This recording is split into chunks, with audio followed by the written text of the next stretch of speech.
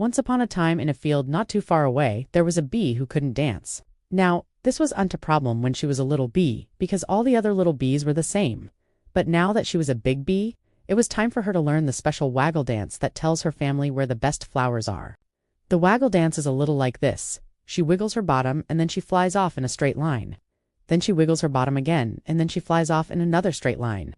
And each wiggle and each line tells her family something about the flower. How close it is and which direction to fly, and how far away it is and which direction to fly. But every time this bee tried to do the dance, she got the steps wrong. First she'd wiggle her bottom and then she'd fly off in a circle. Or she'd D-spin around and around before flying off in a straight line. Or she'd just get completely stuck on the floor. Oh, how she wanted to give up. She felt like a failure. Then one day, while she was practicing her dance moves, a little ant walked up to her and said, "Hey, what are you doing?" "I'm learning the waggle dance," she said sadly, "but I can't get it right." The ant was a marching ant, so he knew all about rhythm. He said, "Well, maybe you need a beat to get you going." So he marched in circles around her, keeping a steady beat by tapping his foot. As he marched, a grasshopper hopped up onto a leaf and said, "That's a great beat. Can I add a little music to it?"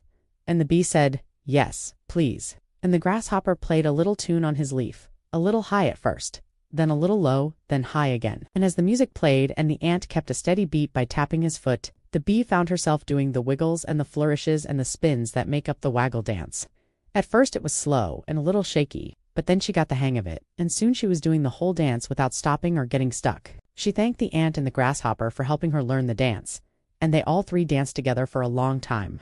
Then the bee flew off to tell her family all about the wonderful new flowers she had found, and she danced all the way, wiggling her bottom and flying in straight lines, circles, and loops. And her family followed her right to the best flowers in the field. The end.